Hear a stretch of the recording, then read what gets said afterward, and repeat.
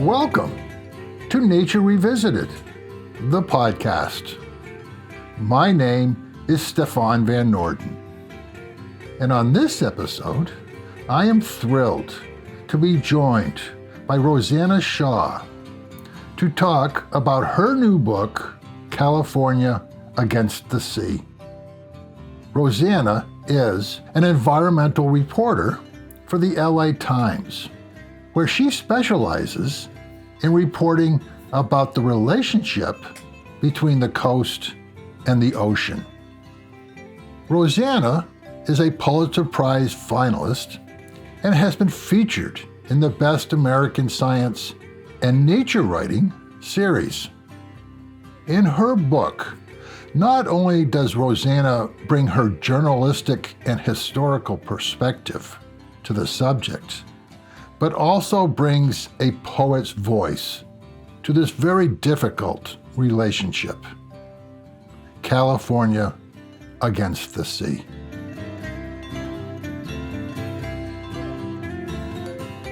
Rosanna, thank you for joining me today on Nature Revisited to talk about your new book, California Against the Sea. People often say that what happens in America usually happens first in California. And that seems to be true even with climate change.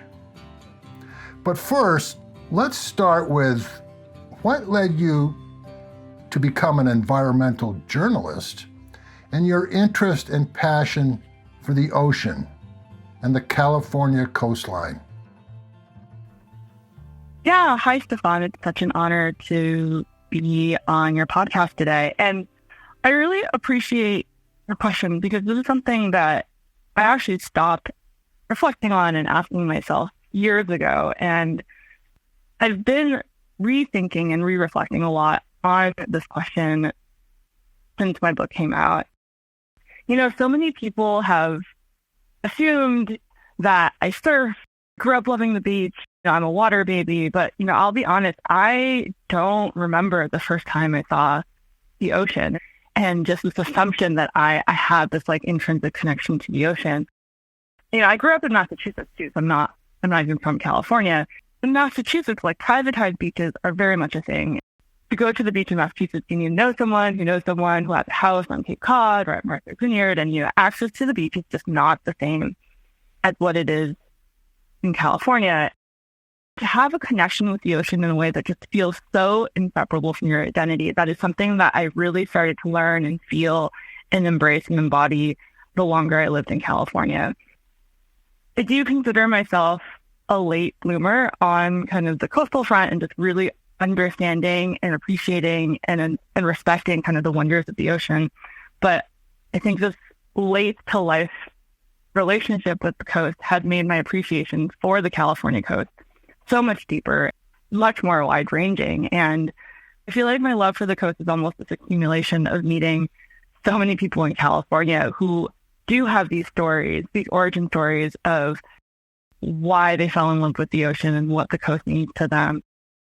I feel like it's been truly a privilege to write about these stories, to meet these people, and to get to know the coast through so many people and their memories and their connections to this really stunning landscape. So what inspired you to write California Against the Sea, and how has it been received? I'll start by saying that I feel so lucky to be an environmental reporter at the LA Times that only has to focus on coastal and ocean issues. At the LA Times, our environment reporters are each assigned a specialized focus, whether it's water or wildfires or air quality or extreme weather or environmental justice. For years, I would write what would be considered kind of the more old school approach to newspaper writing. Those stories would make a big splash for the day. It's on the front page. It would become one of the most read articles on the LA Times website. But then, I wake up the next day and people move on to the next big headline. In the same way a disaster sadly wipes out a community, the sun comes out the next day and another disaster happens somewhere elsewhere, people move on to the next news cycle. People tend to remember the stories you tell them, not necessarily the data. And people tend to remember how they feel rather than the facts that trigger those feelings. I was coming at this topic of sea level rise and climate change from very much like a science reporter perspective, laying out the facts, laying out the numbers. At one point a few years ago, I just really realized my job is to also help people make meaning out of this data. So, I really started to think about what it would take to possibly turn all of my reporting on sea level rise into a book. I just really felt like there was an entire book to be written about California. And I mean, if you think about the coastline, it's more than 1,200 miles long from the Oregon border all the way to Mexico. And there are like dozens of cities with different social histories and geologies and geographies. And I was trying to find the right editor and the right publisher who believed that a story about California could truly be a story that resonates with anyone who's interested in the future of our relationship to the ocean and how we adapt. Shout out to Heyday Books, this wonderful indie publisher based in Berkeley. Martina, my editor there, she was like, Rosanna, I want to publish the book that you think needs to be written, not the book that I think would sell. I want the conversation to start there. I'm so proud of the book that we have published because this is the book that I wish had existed when I first started covering the coast, when I first became an environmental reporter. And the feedback so far has been really inspiring. My biggest insecurity before we launched the book was wondering whether or not people outside of California would pick up this book and feel connected to it.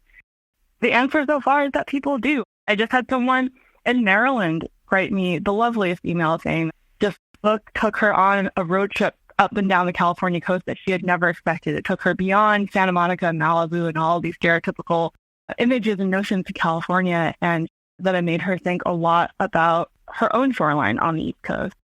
Yeah, that's my hope with this book, that the story of California is the beginning of a deeper conversation about all of our relationship to the ocean. So let's talk about that shoreline, the West Coast shoreline, which includes California. How different and unique is it, and how, in some ways, it's more susceptible to erosion than other coastlines? A good question. The first thing you notice is, oh my God, there are cliffs that literally just plummet right into the sea. I mean, you don't really see that kind of landscape on the Atlantic coast. And everyone knows that California gets a lot of earthquakes. And that is truly because of these cliffs and just the fact that the California coast is literally the edge of just where two massive tectonic plates meet. So there's this constant grinding and pressure between these two plates and the seismic energy that forms all these stunning geological features that really make the California coast so iconic. As a reporter covering this very long and varied shoreline, I kind of break the landscape up into two different, very general categories. A community or a home in California on the coast is situated on top of a bluff or a cliff overlooking the ocean. And these cliffs used to be buffered by wide and sandy beaches at the bottom of the cliff. And those beaches are eroding and eroding over the years from sea level rise. So there's cliffs, and then the other kind of large grouping I have in my head is like wetlands and floodplains. We have in California built so many communities on top of filled-in coastal wetlands. And some of these areas are below sea level, and our dune systems in California have been largely erased due to development and just our settlement patterns.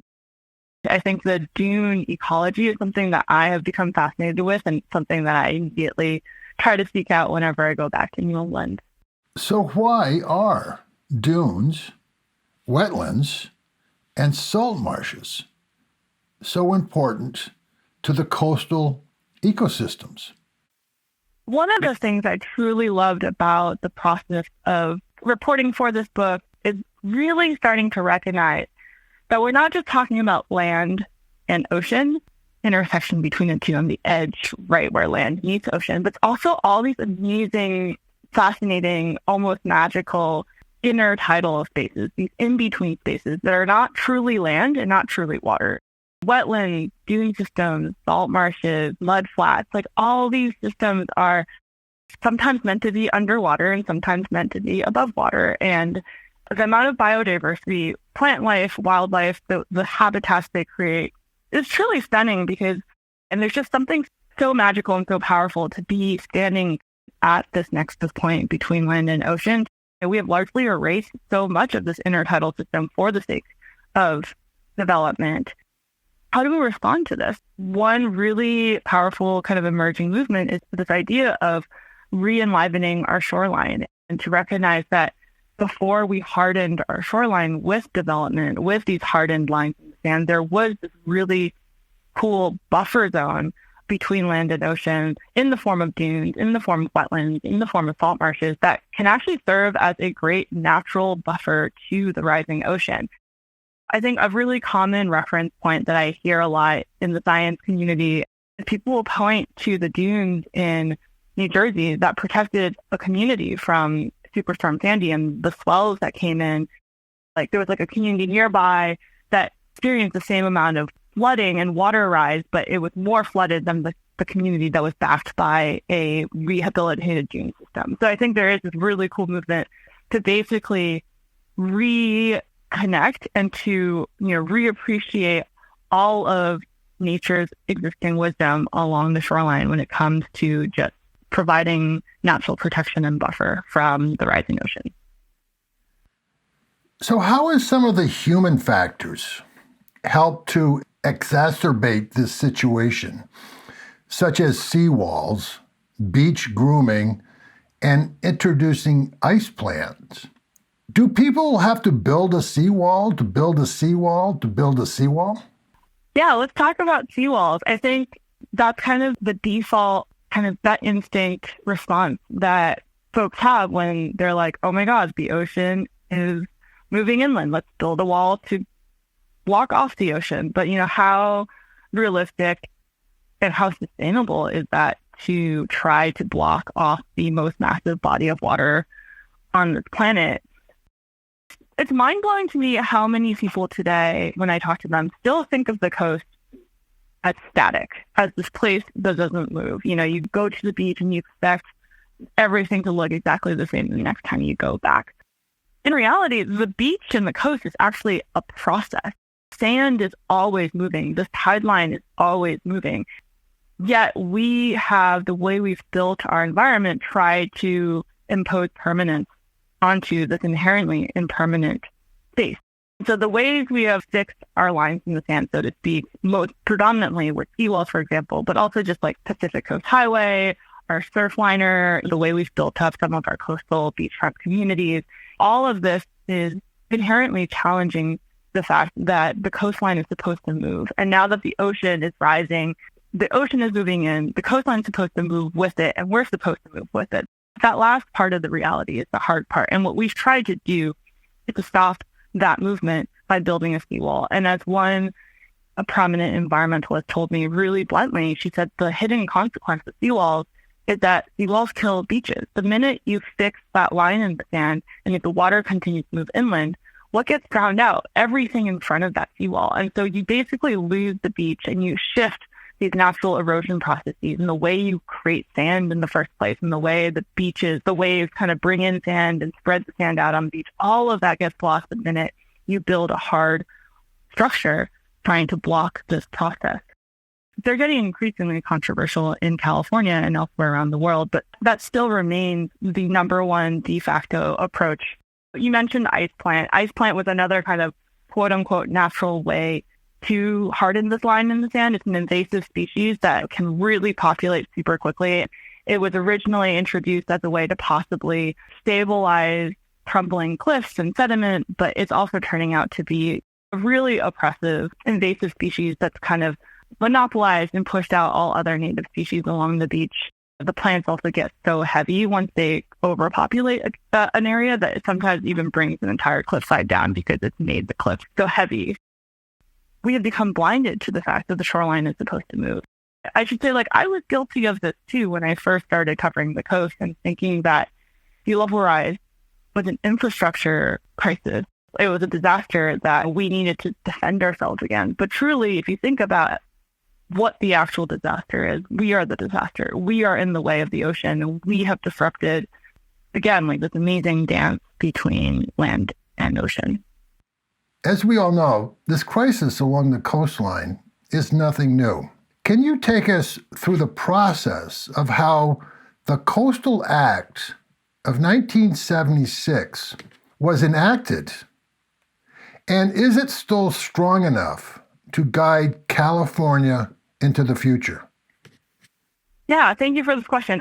For folks listening to this podcast who aren't from California, I think a crash course in the Coastal Act would be think about the California coast and think about how accessible it is and how you can drive along the highway and literally see the entire coastline. There's not a single high-rise that blocks your view. I'll tell my friends, like, if you think about, for example, the Jersey Shore or Miami shoreline, California's coast just does not look like that. And it's because of this conscious law that was introduced by a voter initiative and truly passed by the people back in 1976, known as the Coastal Act. Back then, overwhelming majority of Californians kind of declared philosophically that the coast is this broader public good that cannot be privatized, that the coast cannot be owned by anyone. And so therefore, the coast belongs to everyone. You'll notice along the coastal highway, there are all these tiny little signs and staircases and alleyways that say coastal access, public beach access. And you can literally squeeze between two mega mansions and go down a set of stairs to go to the beach. Because again, there's no such thing as a private beach in California. And on top of that, I think in the context of sea level rise and what this means for the future, it's really interesting for me and really powerful to kind of recognize that we do have a framework that is both philosophical stand and also a legal framework to at least help people dealing with sea level rise today in California kind of understand what our priorities are. And the priority is to maintain the coast as a public good for the people. The Coastal Act, for example, is very clear on helping the Coastal Commission, the enforcers of the Coastal Act, recognize where we should be putting our priorities. And so a lot of other states and even countries have studied this law, and the spirit of this law you can see in places like Hawaii and Maine and elsewhere. When this law was written, sea level rise and climate change was not something that was super front of mind or even clearly understood. And so the way I've been seeing the Coastal Act is that it is a living document, and it's been really inspiring to see how this law has continued to be interpreted and adapted to maintain this core mission in California that the beach is meant to be protected for everyone. So do you see it as being strong enough to guide California into the future? I do and I don't. I'm putting my reporter hat back on because as a journalist, you're kind of trained to see all sides of an issue, right? On the one hand, this is one of the strongest, most elegant environmental safeguards in the country. It's truly a law that has been modeled after by so many other places. On the other hand, I would say that a law is a law and a law is only as good as its enforcement. The California Coastal Commission is truly also one of the most powerful land use and environmental protection agencies in the country. It's quasi-judicial. It's truly fascinating. It's also kind of one of the most intensely debated commissions. The cases that come before the Coastal Commission, every single meeting is just so high stakes, talking about some of the most expensive real estate in the country. We're talking about so many things that people want out of the coast that is in conflict with each other, and to maintain this core mission of protecting the coast on behalf of the public is a really hard task. The Coastal Commission in its current form has been remarkably strong and champions of just the core mission, but that's something that we shouldn't take for granted. And on top of that, I just think that the Coastal Commission is also severely underfunded given the severity of their mission. The reality is there are a lot of really, really wealthy people along the coast who can afford to sue the commission and keep a lawsuit literally in perpetuity to keep their slice of paradise. I guess to summarize and to add one more beat to this, it provides such a strong framework how it is possible to collectively treat a landscape as varied but also cohesive as the California coastline, and to think beyond jurisdictional boundaries and individual property lines. The Coastal Act firmly establishes this framework that is critical to the way we have to make decisions going into the future. So let's shift just a little bit. Who are some of the Native people who are caught in this crisis? Are their voices beginning to emerge? And how are the rights of those Indigenous people connected to this crisis? I think, again, just to start really broadly, the story of Native California is unique and often kind of overlooked in some ways from kind of the way we talk about Native history. The federally recognized tribes in California are, few and far between relative to how many Native communities and tribes and tribal nations do exist in the state of California. And one of the first things I noticed when I started covering the California coast is, where are all the Indigenous people? They were first pushed out, but then they were priced out. Just recognizing that California Indigenous communities belong to this conversation about sea level rise and planning our coast for the future. What does it mean to also step back and think about the perspectives, the non-Western perspectives that could really guide some of these really sticky questions and discussions we've been having? The book opens with a Chumash story, and the Chumash are the Native people to what is now present-day Santa Barbara and Malibu. I was going on a walk with this member of the Chumash band, the coastal band of the Chumash Nation, and she's also a biologist by training and also a cultural educator for her community. She was able to kind of bring in knowledge what the people's relationship to the coast used to be before we decided to draw such firm lines into the sand. And so as an environmental reporter, we often rely on Western science and Western policy to guide and explain and give meaning to these conversations about planning for the future. There is this greater movement that I'm really encouraged by to bring Indigenous knowledge into these conversations, but so often they're still presented as an either or you'll read an environmental report and there's like a section buried 60 pages into the report that's on Indigenous knowledge, but it's not really in conversation with the rest of the science that's happening in that report. Part of my hope with this book was to start integrating Indigenous knowledge, Indigenous perspectives with Western science and having these forms of wisdom in conversation with each other rather than in parallel with each other. And for so long, we have not only not centered Indigenous knowledge and Indigenous perspectives, we have erased them from this conversation.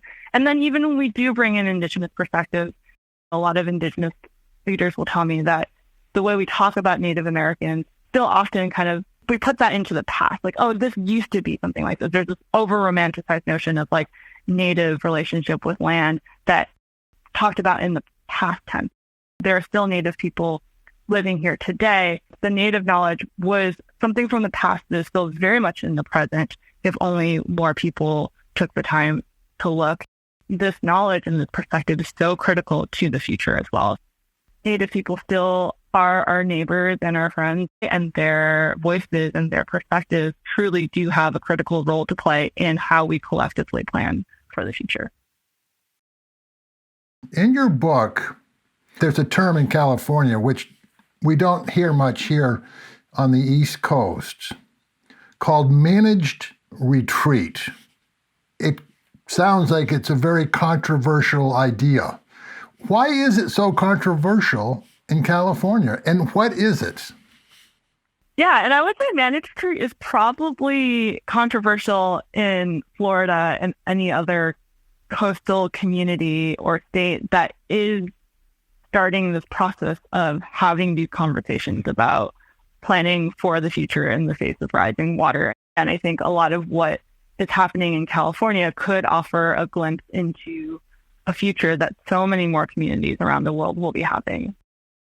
But, managed retreat is, I would say, arguably the most controversial, most fraught term that comes up in the sea level rise space in California. I talked to at least two mayors who, one lost his job and the other one really had to pivot once the emotional backlash happened in his community. one mayor lost his job just from raising this idea in the community. But managed retreat, in essence, is basically acknowledging that the ocean is rising. We are in the way of the ocean.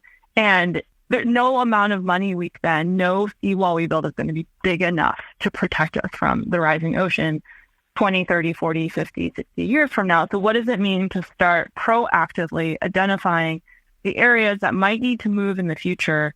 And how do we start doing the phased, planned relocation sooner than later so that this process is fair, so that as many people as possible are protected and made whole in the process? We're identifying neighborhoods, for example, that need to move at some point in the future, no specified date, but by naming those properties that need to move in the future because of the impending disaster, how does that affect property value? How does it affect your ability to renew your insurance? How does that affect your ability to, refinance your home or buy a home and take out a 30-year mortgage if we don't know what's going to happen to this neighborhood 30 years from now? So those are kind of the sticky questions that have really just riled up a lot of people and have made this conversation about managed retreat truly a non-starter in so many communities. Retreat implies at least in the American psyche, retreat feels like surrender or giving up, and it feels like failure.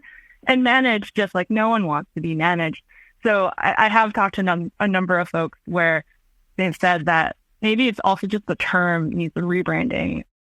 Yeah, it's hard because how do you help people stuck in kind of our short-term wants and needs and things like maintaining property value versus recognizing that it is wise, it is cost efficient, it is good for a community to plan steps ahead for a different future, recognizing that like inevitably the coast, our communities are going to look very different at some point in the future, given how the coastline is changing and how the water is moving in. But how do you enter that process? How do you go from the short term to the long term? How do you navigate that middle space? And how do you make it feel fair? Like those are the really tough questions that no community has really figured out. And that's where the flashpoints are. That's where the tension is. We can't move forward without everyone being willing to engage with this conversation.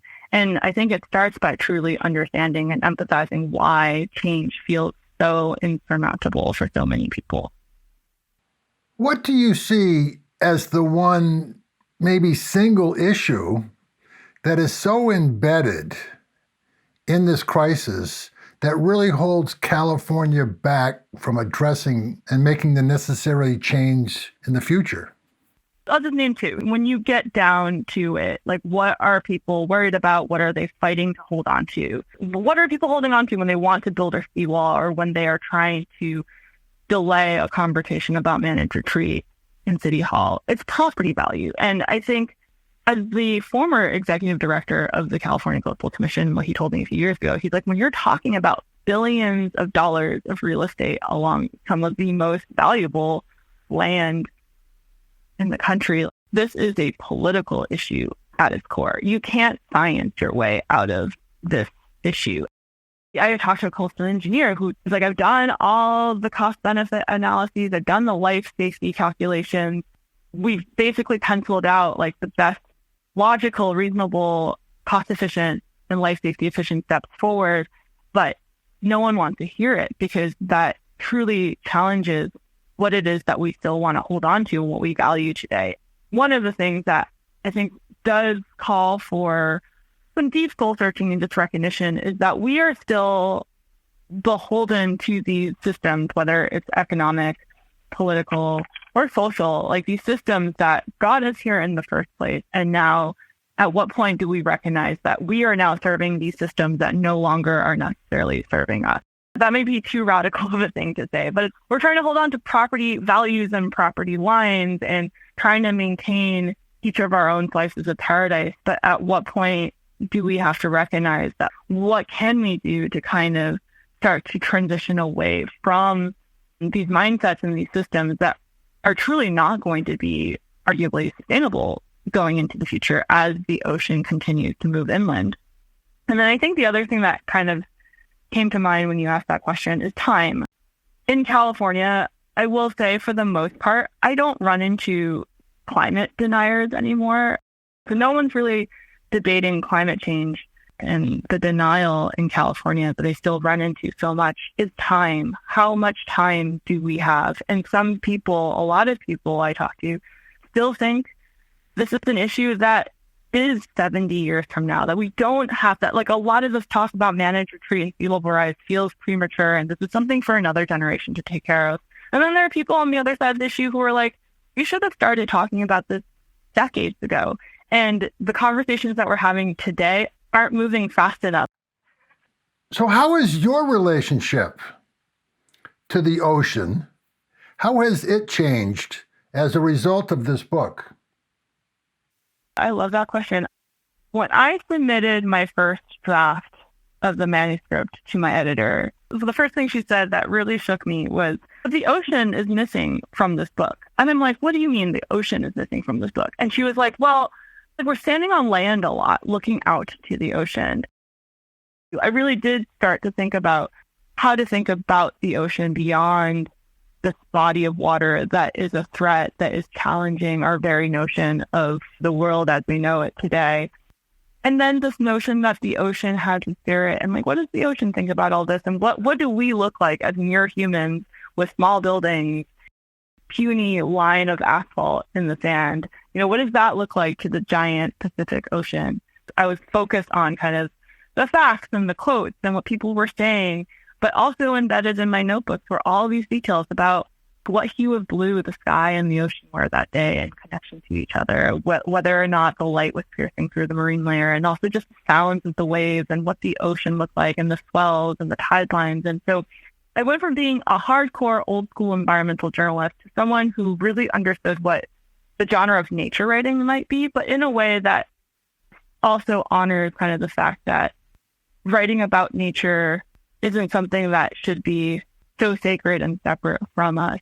I guess I'm still finding my thought here, but it was a really powerful exercise to have my editor push me to bring the ocean more to life, almost as a character in the book. And through that process, my relationship to the ocean changed, or deepened, I guess would be the better word.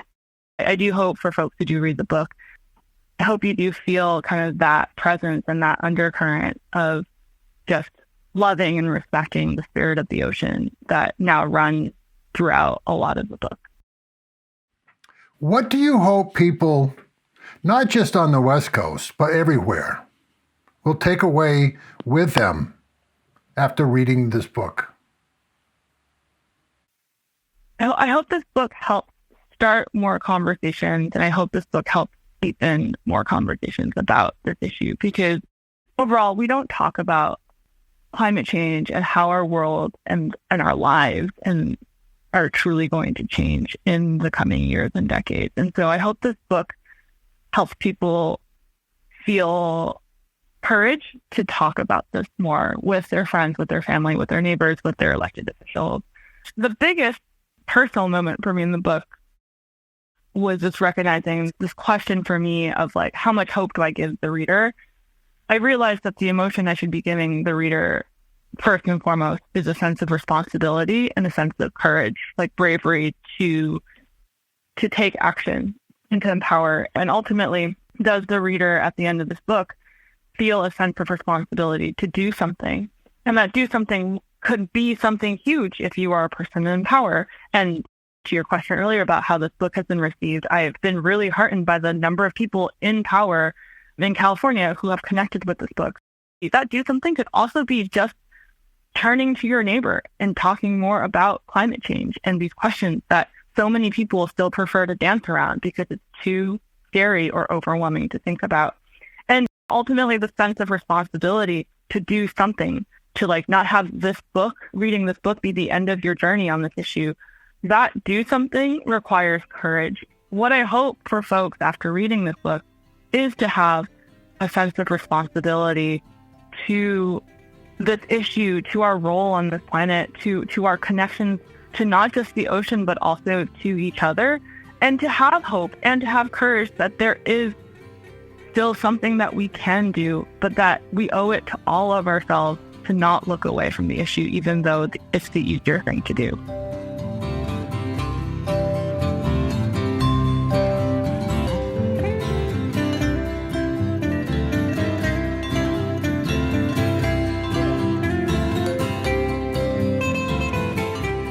I hope you enjoyed my conversation with Rosanna Xia, and that you get the opportunity to read California Against the Sea, as well as the important work she is doing at the LA Times. If you enjoyed this episode, please share with friends, family, and colleagues. If you would like to share your thoughts or comments on this or any other episode, please email me at nordenpro@gmail.com. That's Norden, NOORDENPRO @gmail.com. I would love to hear from you. You can follow Nature Revisited on Facebook, Instagram, YouTube, and our website, nordenproductions.com. The music for Nature Revisited is Tim Buckley, Buzz and Fly. Nature Revisited is produced by Stefan Van Norden and Charles Gagan. And I hope you will join us for the next edition of Nature Revisited. And in the meantime, remember, we are nature.